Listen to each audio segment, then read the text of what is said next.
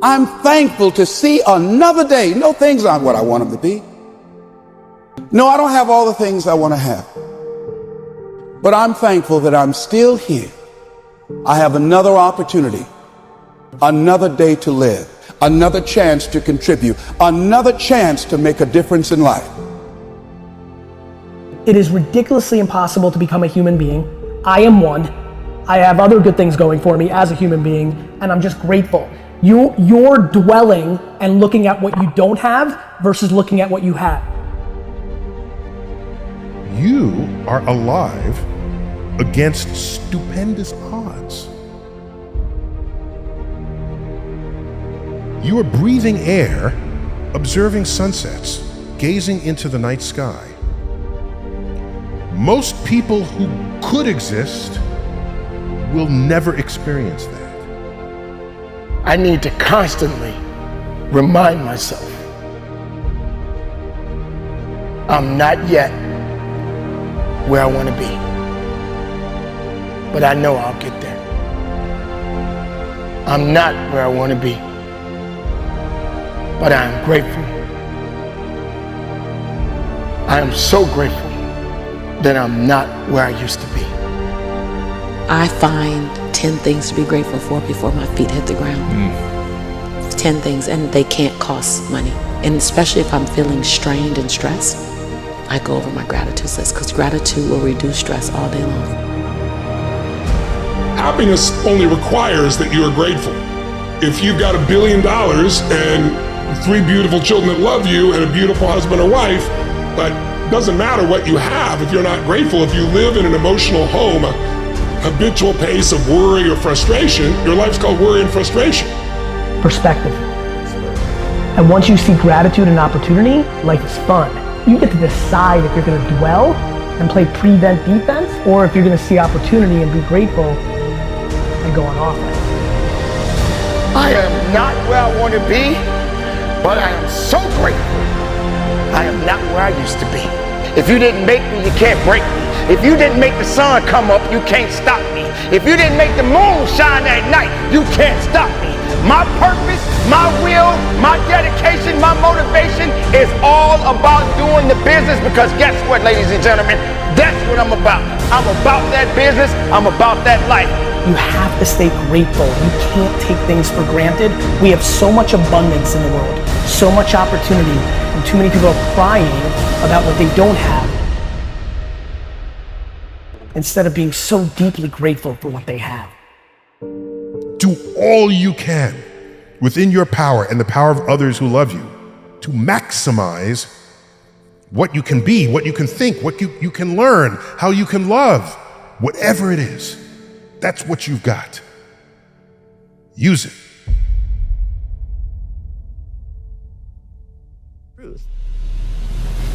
Why do we hear about rock stars and famous actors and these people that we see as sort of like the absolute apex of success in the industry? Why are they all killing themselves and dying of alcoholism and like all that darkness happening at the highest level?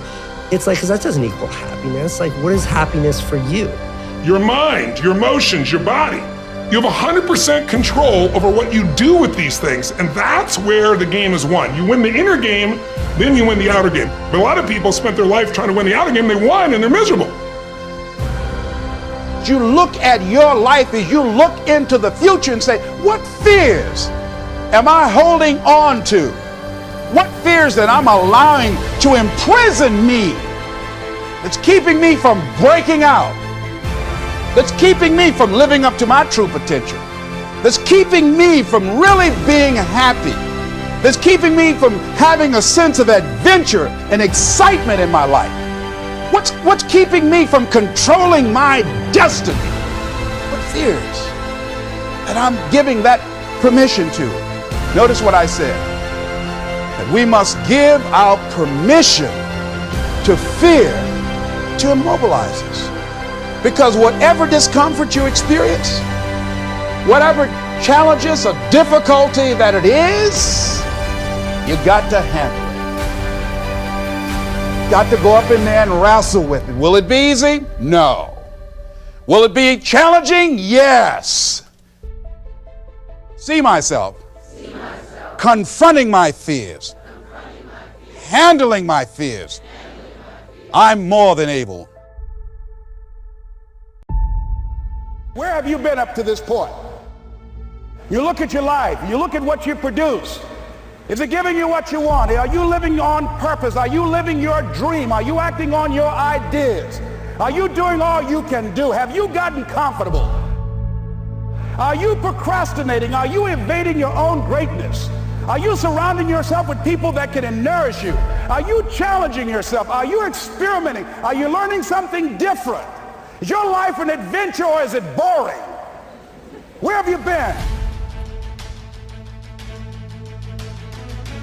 When you're pursuing your greatness, you live from a place of the willingness to live life courageously, to be willing to take chances, to become a risk taker, to make impact, to go beyond believing to knowing, to lean not unto your own understanding, to feel within yourself there's some cause, there's something that's bigger than me, but I'm never alone in facing this.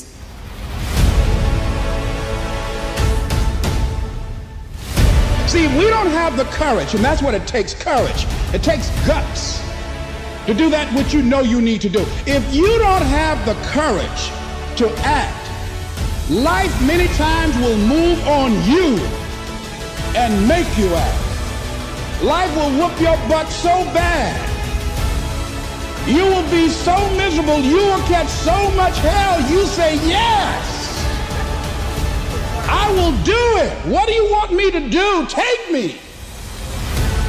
You've got some idea, some dream that you might have to go back and brush it off and look at it again and say, I've got to do this. This is my stuff. This is what I'm supposed to do. This is why I showed up.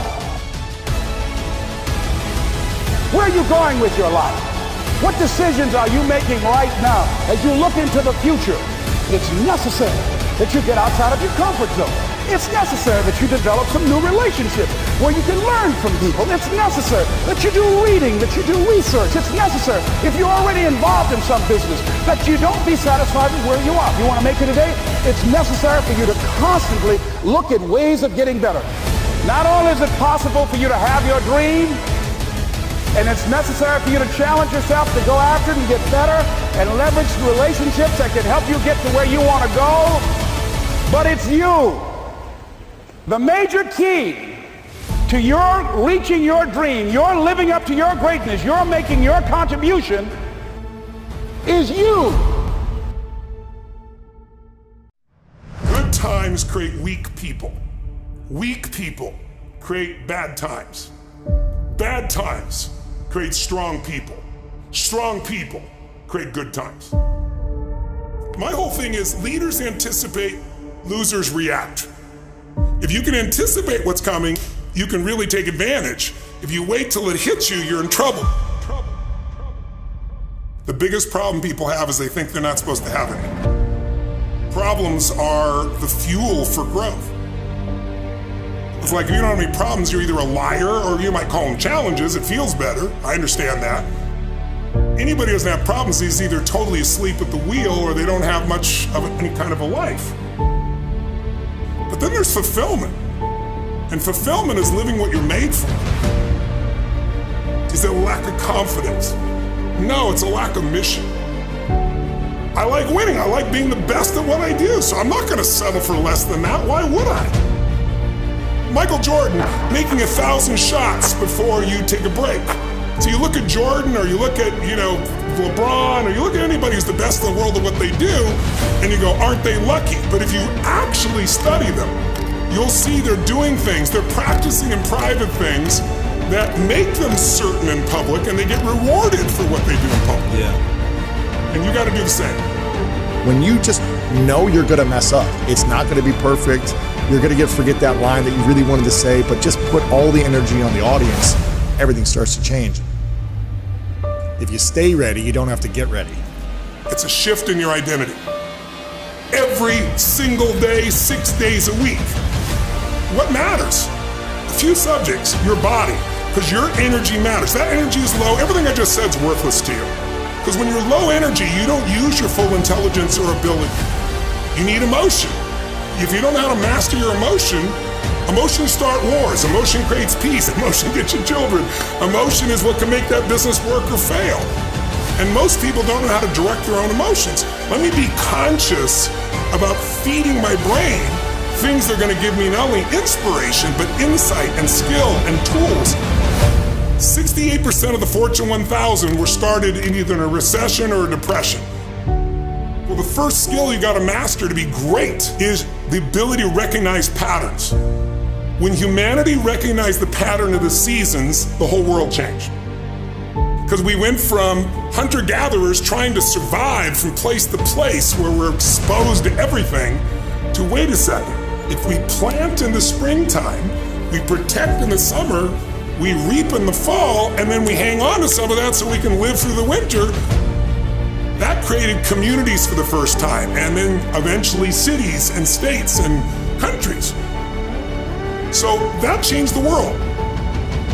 What'll change a person's life is when you realize there's also a set of seasons in your own life.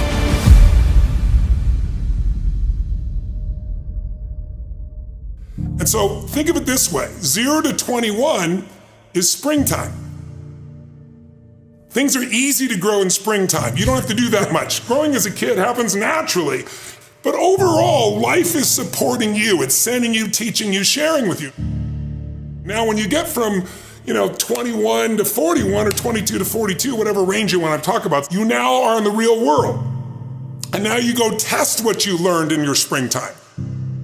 So you start to learn, test, figure out what's real. And it's an important stage of life.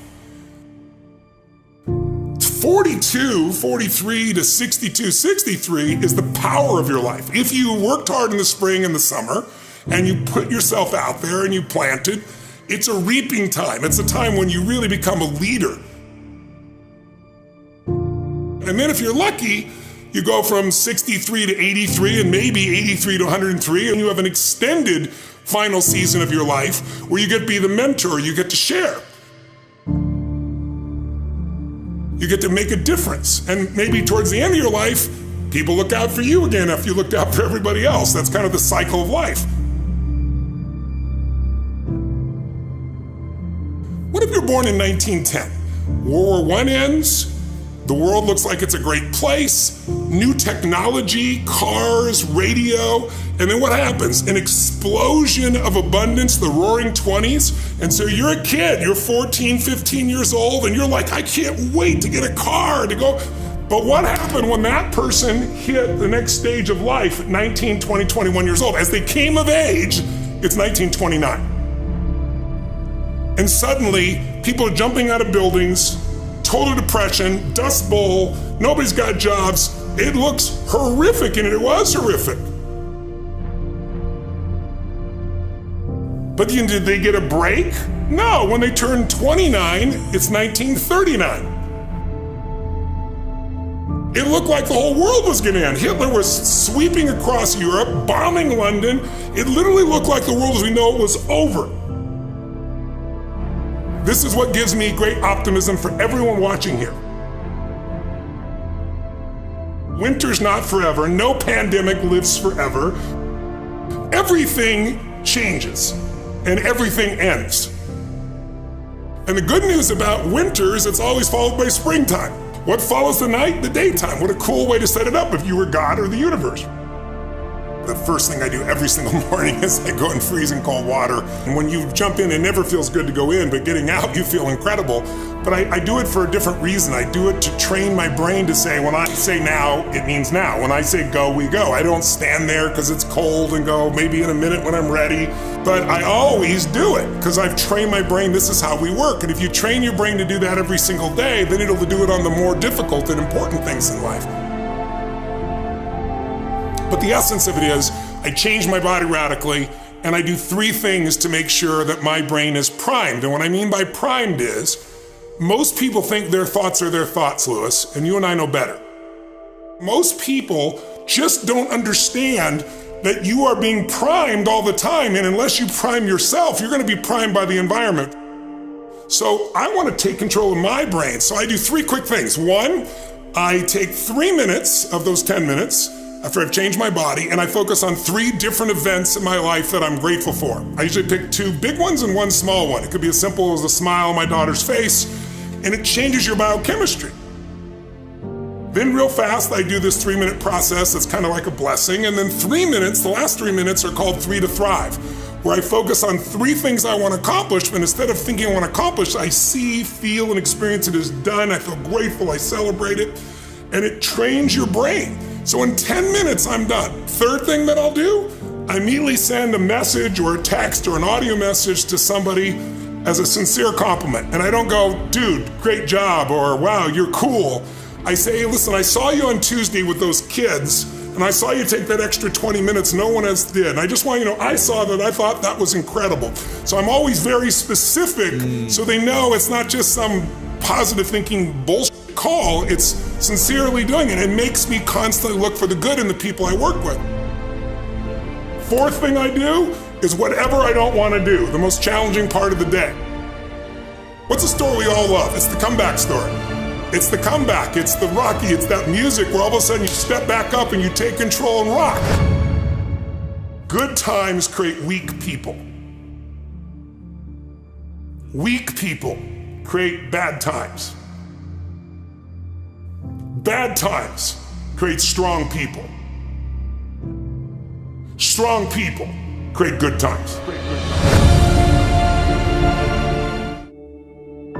The fact that you're still alive and still on this earth, even though it's been challenging and rough, and sometimes you get discouraged and uninspired to keep going.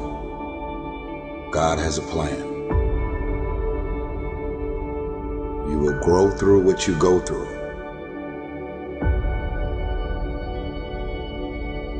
Don't be sad, be grateful. Don't dwell, do. Don't complain, create. We got this. As long as there's breath in my lungs, there's hope in our hearts, and giving up's not an option. You and I and we, no matter what your unique situation, your storm, your struggle, your trauma, your abuse, your wounds, your scars, no matter what they are, you are not a product of your past. You are not a product of your environment or your current unique situation, but you are always a product of how do we navigate through our storm. And so we're all waiting for perfect. It's an illusion that will never come to you, and it's an excuse to never show up and play. Your story is not meant to be your fortress. Your story is meant to be your fuel. You cannot win the war against the world if you can't win the war against your own mind. That dream is not going to wait and say, take a breather. It's going to say, come catch me. Catch me if you can. You got to block out all of the noise around you that's going to tell you you can't do it. Just believe that you can. Tell yourself, I am more than my circumstances. I am more than my demons. I am great, and I will give my gift to the world because this is what I was born to do. Go get it, son. Go get it. Be sweet. Go get it. Be sweet. Go get it. Be sweet. Go get it. Be sweet. Go get it, son.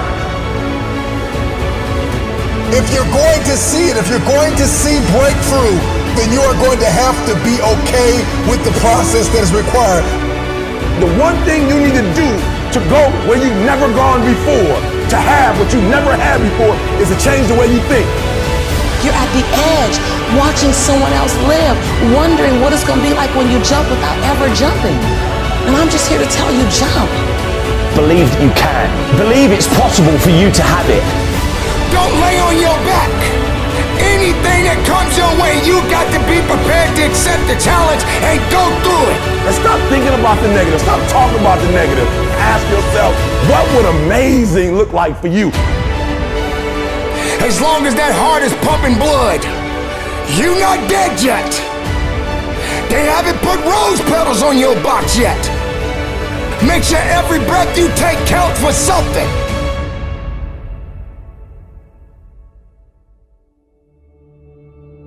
Continue to pursue purpose. And we all got a purpose. Every one of you in this room, we're born to not just exist, but to experience life.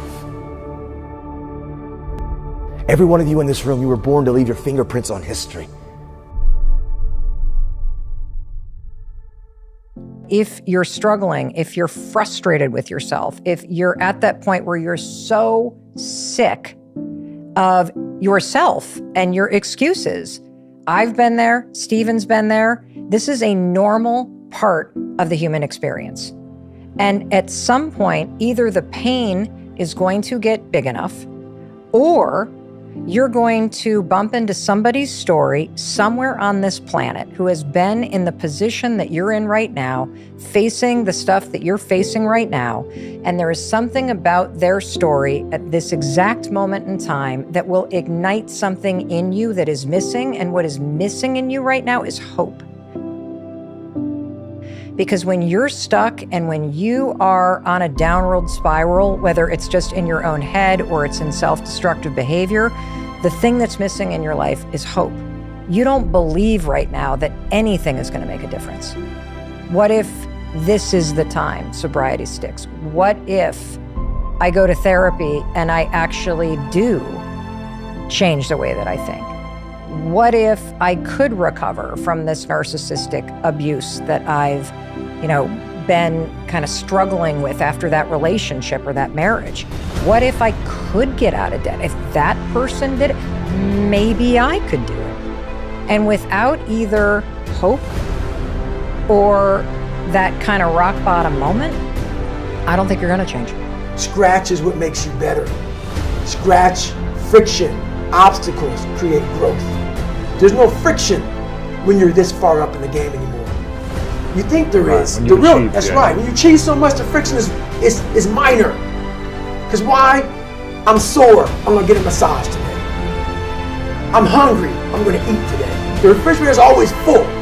So your comforts are now, so your discomfort is now very minuscule to your discomfort back here in the $7 a month place. So you have to go back to the total discomfort to then raise your level of where you're at now. I'm not saying stay there. Visit it. And then you raise your level. You begin to realize that your dream and your gifts have so much meaning and so much value for you till your hunger for them will begin to push you past the fear. Your hunger to have them will give you a special drive. As you work on yourself, as you begin to acknowledge your true identity, the true power that you have, the true capacity you have to bring about change, the miracle-working power that you have within yourself to do the things that you want to do. And once we learn to make choices that measurably pay us back, give us more residuals for longer term, for longer time in life, we start to fall into that wise place of being able to navigate the art of living, where life becomes a little bit more of a dance.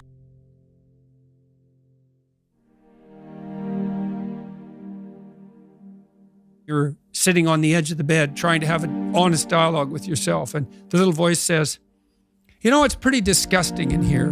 And you think, well, I'm way above such trivial niceties as organizing my room. It's like, well, that's pride. That's arrogance. If you're above organizing what's actually yours, how in the world are you ever going to organize anything else? And so you get on your knees and you think, well, it's time to, take a brush to the toilet. And maybe that's where you start. And that works, that works. You start making those micro improvements, real micro improvements, real on the ground, actual micro improvements to things that are wrong, you'll improve unbelievably rapidly. If you don't have hope and you don't have this breakthrough where you have for just a millisecond this insight where you go, well, what if things did work out? If you don't have that moment, most people stay so stuck in resignation. There are so many people that are not aware of how much better and how much more present and how much more joy they could experience in their life. See, when you are not filling your life with the things that you are capable of doing. See, we all have some stuff that we've been given. And I don't think that it's optional for us to sit on what we have. See, if you're sitting on what you have, what you've been given, and I think everybody's been given something to bring to the planet, that only you can do that, only you can perform that, only you can initiate that activity. And if you don't do that, if you're not filling in your life with your life work or your mission, then there are gaps in your life. And what we do when we're not living out our true identity, we begin to fill the gaps. We fill the holes with garbage. Success is getting what you want. Fulfillment is living what you're made for. This is dreams we're talking about. We're talking about dreams. Can you train your brain to appreciate? Because in the middle of whatever you're pissed off about or frustrated or fearful about or worried about, you're deleting all the things you can be grateful for, you can appreciate that are absolutely real. Be your own motivator, and you build yourself up.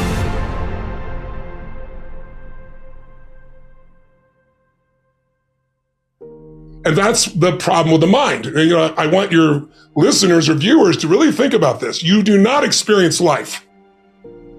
You experience the life you focus on. That's it. In order to achieve greatness, you must first believe you can. What's the biggest challenge that most of these individuals have? What's the common challenge? Believe.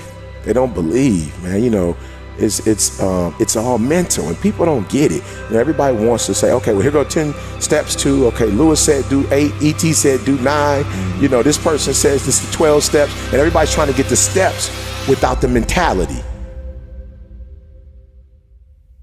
You got this. I believe in you. When somebody says, no matter what happens, whether it succeeds or fails, I'm going to be by your side. That's when I have the confidence to do difficult things. Wow. So it's the people in my life. You should recognize the potential in yourself and love yourself enough to make the changes that produce the best possible version of yourself. Or how do you overcome self-doubt? How do you overcome self-doubt? Help someone else overcome self-doubt. I love that. I love that. You overcome self-doubt by helping. And it's not a selfish thing. I'm only helping you so I can. You have to genuinely love and commit to the person. So it's not the car, the house, the whatever. It is that internal goal, that internal why. And so for me, I just think that's it. Like that, like you, it's something within it. You gotta pull it out. And so it's easy when you have a why, a purpose. I'm doing it for this, I'm doing it for that. It's easy to get up and get going. But if it's just for a car, what happens, Louis, when you get the car? Because you can buy it. What happens when you get the house and you can buy the house? The only reason you're not the best right now is because you don't believe you're the best now. You can learn all the techniques in the world. If you don't believe in yourself, it won't happen for you. You have got to stand up to that voice. You've got to sell yourself every day on your abilities, on what you're doing, on the goal that you want to reach. You've got to sell yourself every day, according to your level of belief. It will manifest itself in what you're doing. Whatever we have right now, whatever we're demonstrating in our lives, is a result of what we believe subconsciously that we deserve. And part of increasing that belief level is that you have got to convince yourself every day.